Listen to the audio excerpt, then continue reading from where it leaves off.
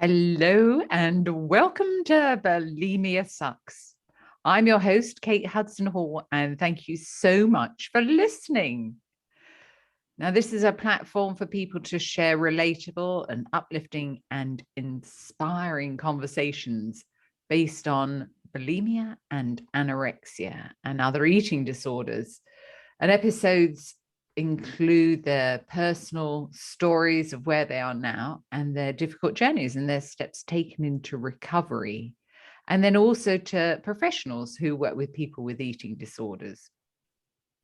Now, my audiobook, Bulimia Sucks, is now live on Audible, Amazon, and iTunes. And if you'd be interested and you'd like a free copy of this, then please email me at katehudsonhall@gmail.com.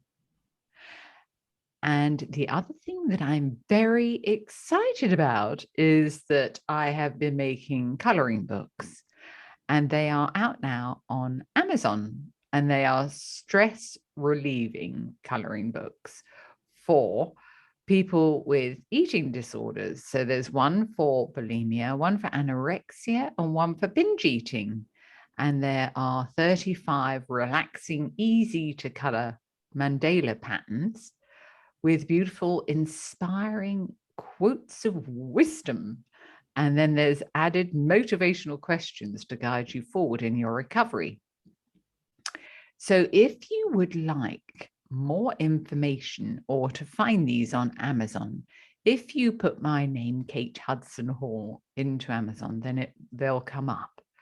And then there is also exactly the same as the others, but an anxiety relief coloring book, so which you can find in the same place. So check them out, see what you think, and I'd love to hear what you think, so let me know. Now, our guest today, I'm very excited, is Francesca. Now, am I going to pronounce this right? Meffert. Is that right, Francesca? Meffert. Meffert. Oh, Yes. Here we go. Got it. Francesca Meffert. Now, Francesca comes from a background in corporate finance and is now turned registered dietitian to be. It's very exciting. So after taking a step back during last year, during COVID, and she re-examined her career and she realized she's been wrestling with disordered eating for roughly 12 years of her life.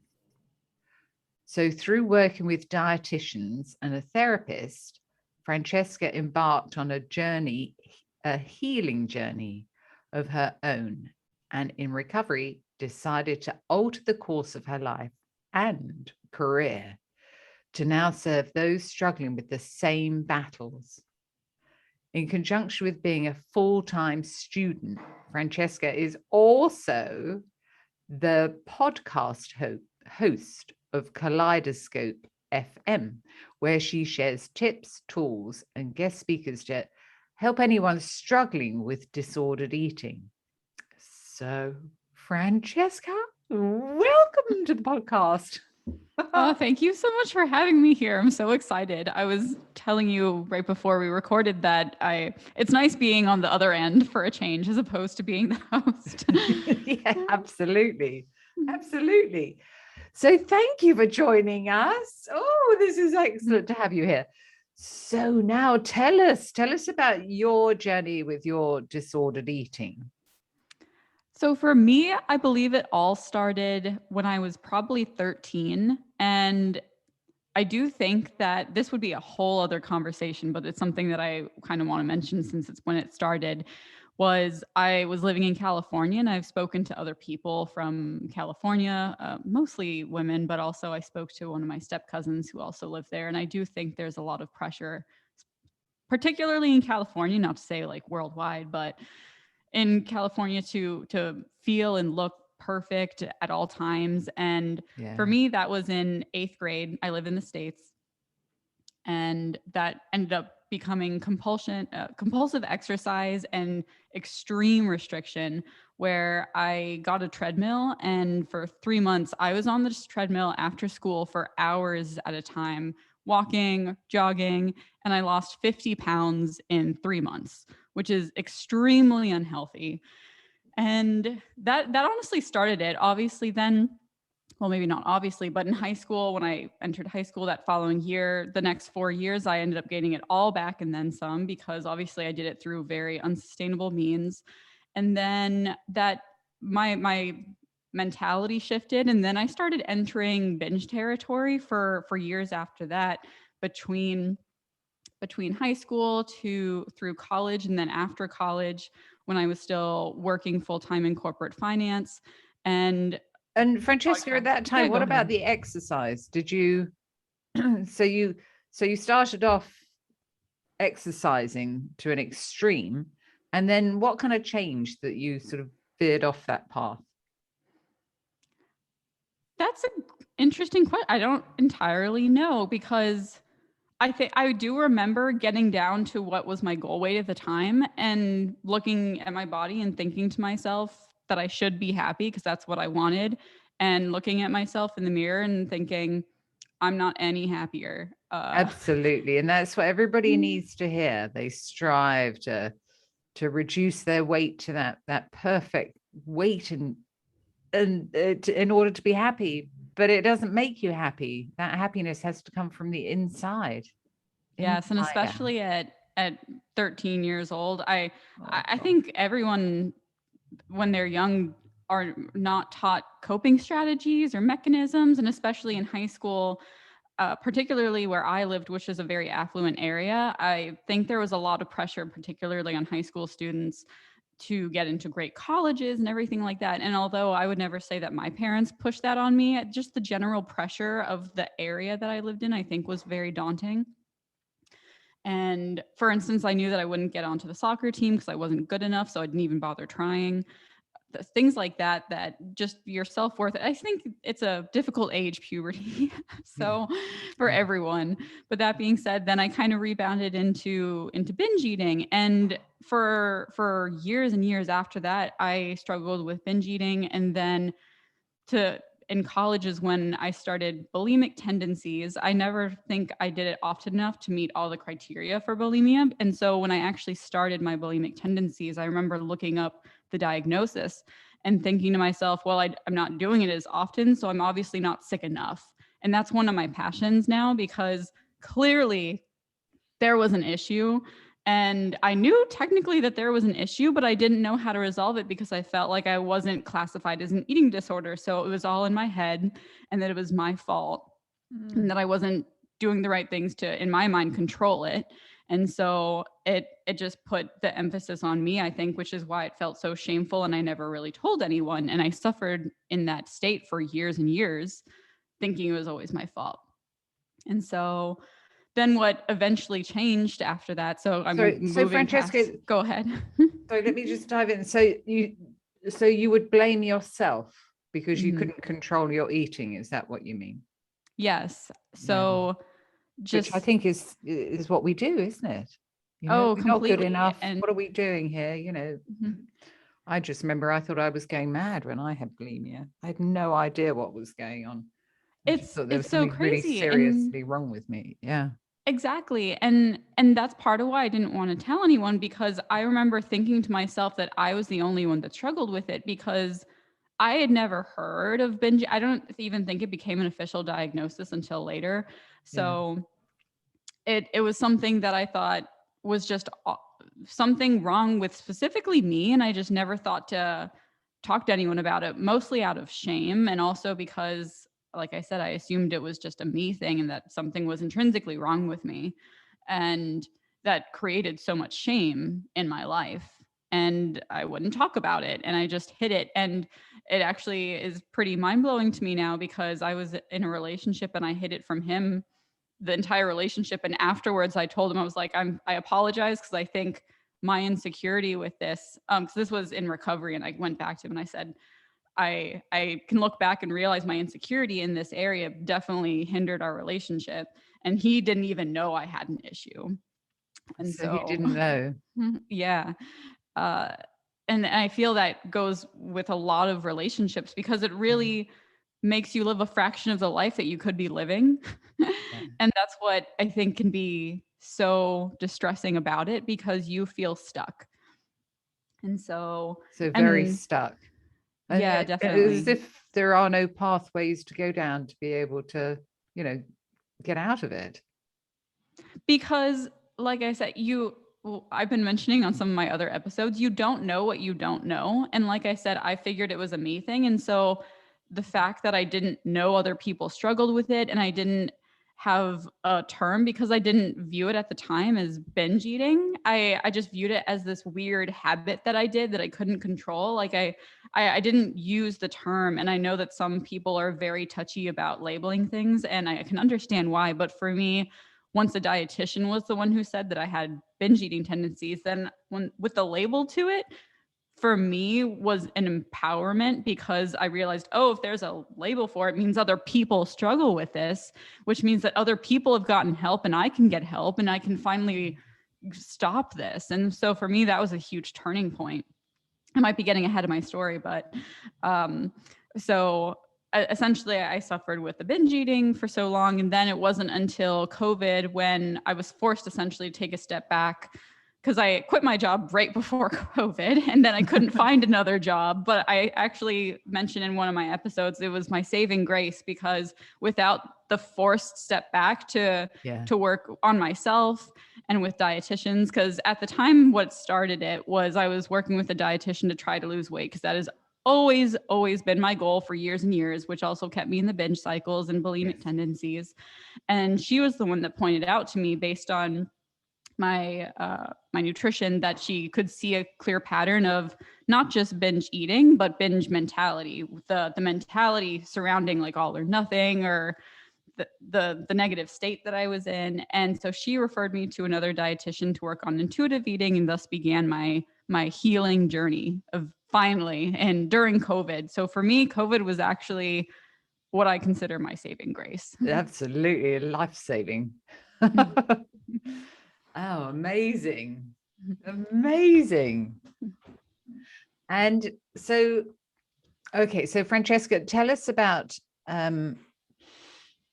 what you changed and how you changed your thinking with the intuitive eating and what it is. So first of all, intuitive eating, it'd be kind of hard.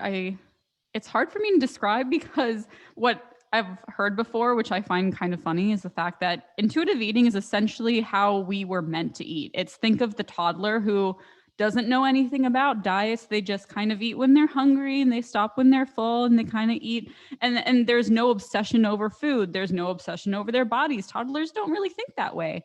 And that's what intuitive eating is. There's 10 different principles. I won't list all of them, but it goes to some things. Talk about honoring your fullness, honoring your hunger, ditching the diet police, which are the thoughts in your head that tells you, oh, you shouldn't be having that, that's chocolate, and the constant shoulds in your life, which are governing on an external level how you eat. And so, and then also the last pillar, which I think is tremendously important, is gentle nutrition, which is combining what your body wants and then also your nutritional knowledge in order to eat the foods that make you feel your best. Yeah. And so yeah.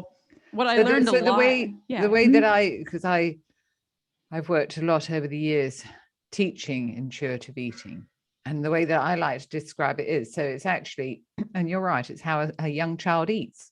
They won't finish all the food on their plate. They will push the plate away, and then the parent freaks out because they haven't eaten the full amount.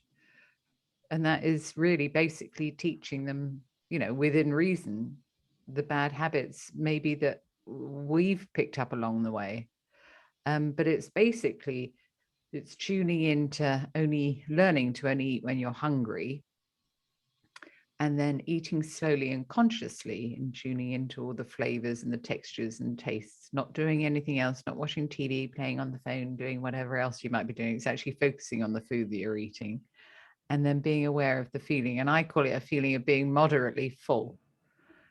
Which is a feeling you get before the feeling of being full, which is only a slight feeling, and most people aren't aware of it. It's only kind of a slight flutter of a feeling, and it's tuning into that and learning when that signal to you has been sent to your brain that you, oh, hang on a minute, I've actually had enough here.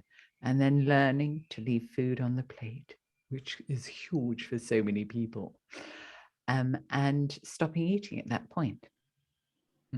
I will push back on one thing you said, which was the only eating when you're hungry, because although obviously intuitive eating teaches that, also a large component is food is a social construct in our society. We go to someone's birthday and there's birthday cake, and you might not be hungry, but we can still enjoy a slice of cake in moderation and Absolutely. not be It's all obsessing within over reason. it. Mm-hmm. Right. Yeah, these And aren't so, strict rules. exactly. But That's what I wanted to mention, because I think sometimes people have the tendency to make intuitive the principles rules, and then they're not applying them correctly. right. Yeah. So that is something to be said, to which I think is also why it's so beneficial to work one-on-one with someone, because they can help guide you in your thinking to make sure that you're not taking it to another extreme. It's more guidelines to help you. And so I think your question was what helped me. It was these guidelines, but then also working one-on-one with someone who was able to kind of help me correct my thinking when I would come to her and say, what about this or this scenario? And I think there's a lot of power in working with someone, especially when it comes to it's a combination of your nutrition. I learned so much about nutrition with these two different dietitians, which then goes back to about making yourself feel your best, because I didn't understand carbs, proteins, fats. I mean, we hear these things, but you don't know the quantities that you are best for your body. And I think that was hugely helpful. So pairing that knowledge with what you want, which is the component of gentle nutrition. And then also just the mentality of going from all or nothing to the more being able to operate in the gray area. Yeah. Yeah. Which is what life is. Yeah. And the different challenges that come up. And so what else did you learn from your time with the dietitian? And what specifically, was there anything specific that sort of helped you along the route of making that decision? This is the direction that you wanted to go in. So two parts to that question. The first one I'll answer that I wouldn't say this is, I learned so many things from working with her, but the first one that was one of my like epiphany moments, if that makes sense, was she had, I remember with one of my check-ins saying something about healthy and unhealthy foods, that I was trying to eat healthy or something like that. And I think that's what everyone strives to. And I've had a number of episodes where in the pursuit of health, what we think is in the pursuit of health is actually can be very unhealthy. And so what I had said something with that, and she came back to me and said, I encourage you to talk in terms of nutrient density as opposed to healthy or unhealthy, because when you still frame it as healthy or unhealthy, that's the same as label something good or bad, which is black and white thinking. And so when you think about nutrient density, you have to think about all the nutrients, and there are 6 different nutrients. There's carbs, protein, fat, and then your micronutrients, your vitamins, minerals, and then water. So there's 6 of those. And so when you start to think of every food in these 6 parameters, because I'm an analytical mind from corporate finance, I think of it as a bar chart, which is also what you see on nutrition labels. But then you can start to realize there's a time and place for everything. So for instance, if you're going to go run a marathon, you really need those like sugar gels or something. Maybe you think, if you're trying to diet, that's a horrible idea. You don't want that sugar. But depending on your situation, these things are really important to our bodies. And that's part of what I started to realize with working with the dietitian, is how fundamentally this is part of life, and you're going to need these different aspects. So that's the first thing. The second thing, what was the second question? Because I liked what it was and I had an answer ready, but now I can't remember the second question. So what was that, the deciding moment that you were like, oh my gosh, I really want to train to do this? So something not everyone knows about me was that I used to make and sell my own cakes in high school, and I'd always had a passion and love for food. And I actually graduated from high school early and went and got a degree in the art of cooking. And I always wanted to do something in the realm of food, but I just didn't know at 17 what that would be. And then I kind of just fell into corporate finance because it just naturally occurred after college, because I got a job and I was living in Ireland. And so I couldn't be picky because of work visas and things like that. And I also really enjoyed the company and the people I was working with there. And so I thought, oh, like this is interesting. But what I think I fundamentally realized during COVID, and to your point about what did I learn, was that interest doesn't always equate purpose. And so I was interested in accounting and an audit, and I was good at those things, and I had been told that, but it wasn't where I saw myself in 20 years. And I knew I would hit a midlife crisis. And I remember thinking, if I keep doing this, it's not going to fulfill me. And so when I worked with those dietitians and really recovered, and I feel like blossomed in all the ways that I wanted to, like to actually be like a human where I can give to the world again. I also have always wanted to help people. It seemed the best combination of my passion and interest for food that I've always had since a young age, and then knowing that I could help other people in this same way and lead a much more fulfilling life, as opposed to seeing myself in corporate finance, in the corporate the wheelhouse, just trying to get up the ladder. And that wasn't what I like looked for in my life. And so that's when I finally thought, you know what, this is also, I think I will have to say that my sister was a beacon of hope, because she went back and did essentially what I'm doing, but now works in prosthetics, manufacturing fake limbs. Oh, wow. And so she was my beacon of hope that it can be done. It is a long and treacherous road ahead, but now she's doing that and she loves that. Whereas she had been working in logistics or something. And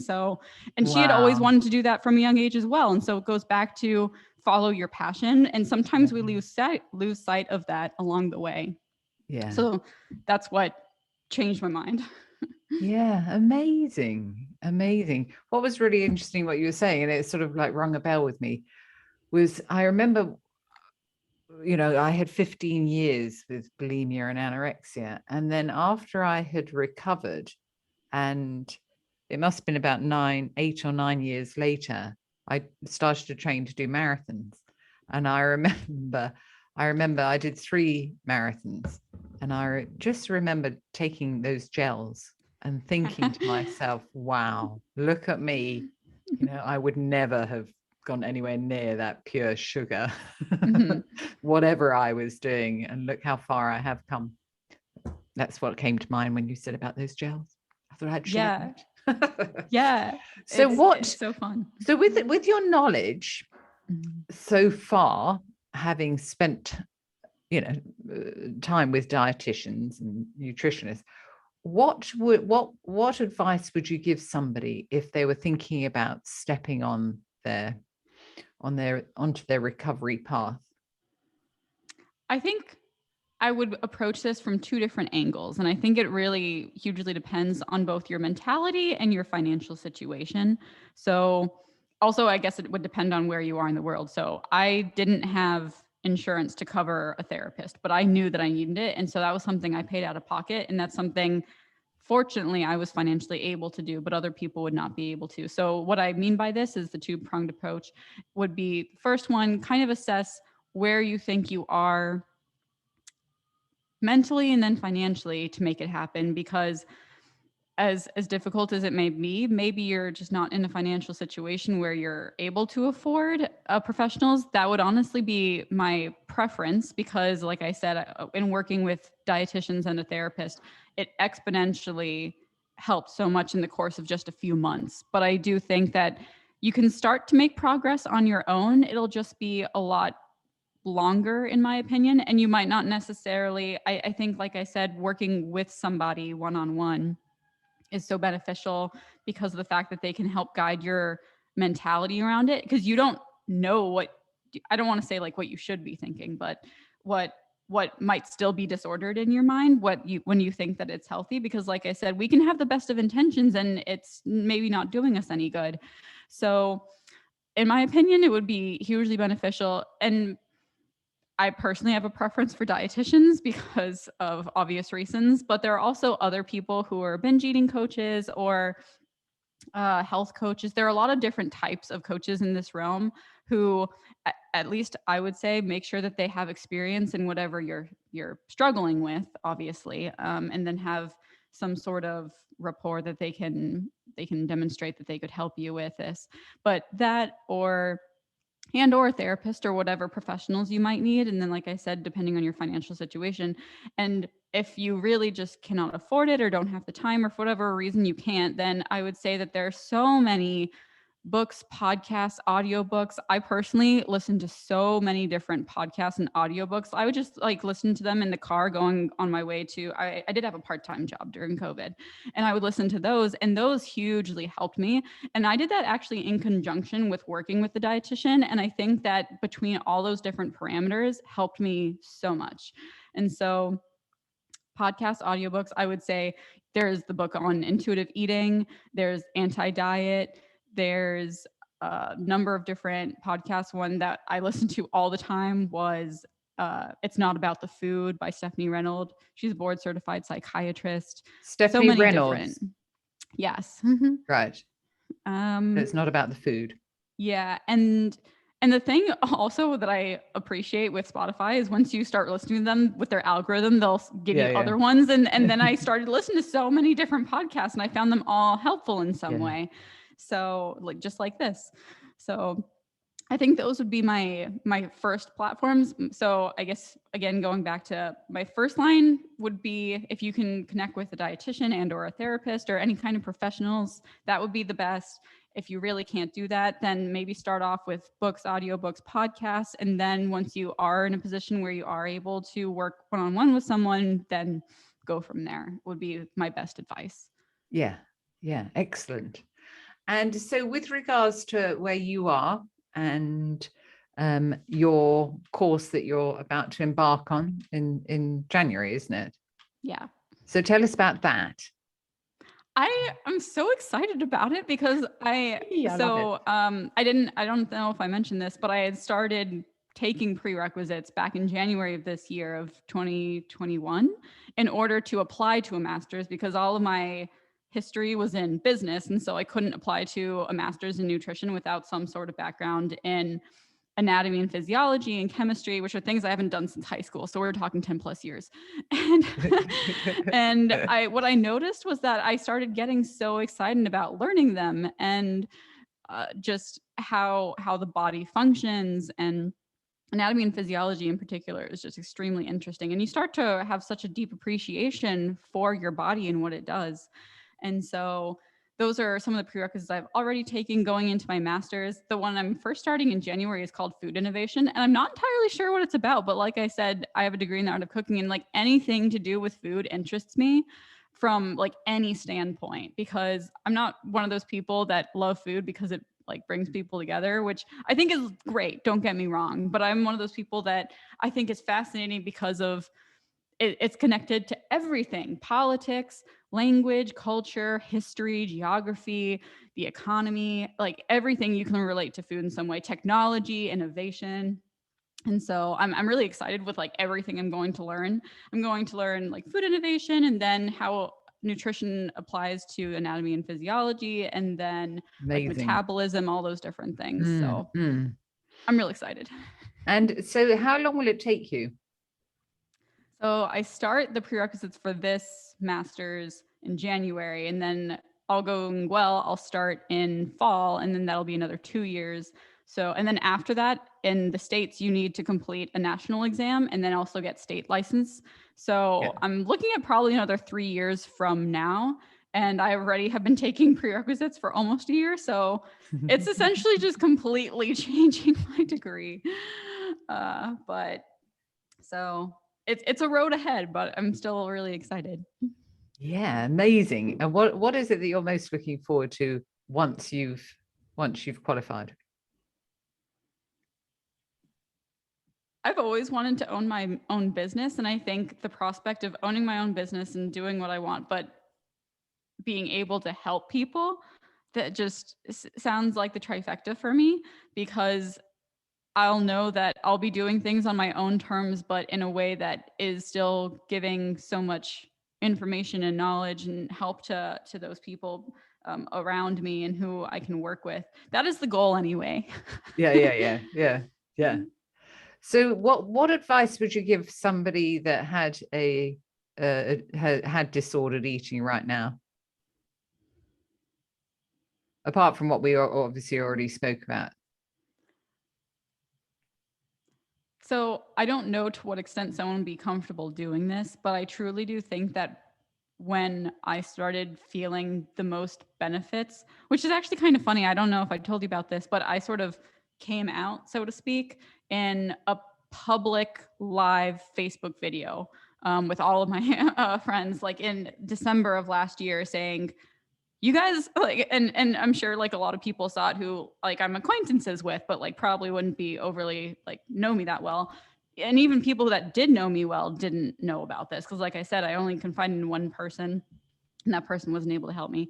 But I said I've had disordered eating, yada yada, and I did that with the sole intention at the time to let other people know that this is something, because I think it's something more common with depression nowadays, and I don't want to take the spotlight off of that, but I don't hear people coming forward and saying I've had disordered eating. At least you hear actors and people like of the public like that, but not maybe friends or family coming out publicly. And so I thought if I were to do that, if other people are struggling with it, it might make them feel confident enough to step forward and get help. And so I did that. And what I noticed afterwards was in just speaking about it publicly, I felt like I was shedding a skin, and I no longer had to be that person anymore.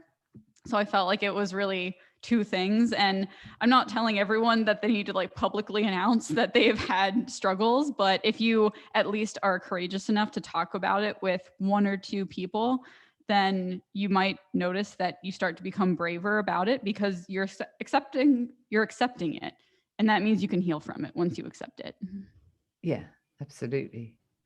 And what do you wish you'd known before the disordered eating kind of took hold? I wish I knew, well, before it took hold, like before like 13 or before 13. Oh, I don't know what would have in my young mind been helpful at that time. I think it's a really difficult time. I think that I wish I knew that things weren't my fault, if that makes sense, because I think so many of us we internalize things and think we have to be a certain way, and that it's okay to just be. But I think that's really difficult at a young age, especially when you're still living with your parents. And like I said, my parents were very loving and supportive, and not everyone has that.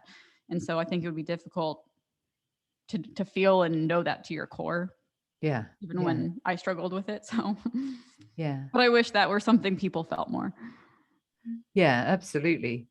So, well, Francesca, so how can people find you? They can find my podcast is on most streaming platforms, on Spotify, Apple, like Stitcher. I just got an email that it's on Amazon Music. I don't know. It's on some different platforms. I don't think I even meant for it to be on, but I'm like, all right, power to me, I suppose. KaleidoscopeFM. Yeah. And they can also find me on Instagram at francesca.meffert.co. Okay, good. Oh, well, thank you so much, Francesca. This has been really interesting. It has been so lovely talking to you. Thank you. I really love your engaging questions. Oh, good. I hope everybody else does too. But thank you so much for being so honest and heartfelt and opening up and talking about your experience, your difficult experience. Anyone who knows me knows that I'm a little TMI at times. So I will more overshare than undershare usually. That's good. Yeah. We all need to learn from you. Yeah. Well, thank you again so much for having me. This has been such a wonderful conversation with you. Yeah, thank you so much, Francesca. So that's all for today's episode of Bulimia Sucks. And thank you to everybody for listening. And join me again on the next episode, and make sure that you subscribe to the podcast on Apple iTunes or wherever you may listen to it. So thank you everybody for listening, and I look forward to chatting with you in the next episode.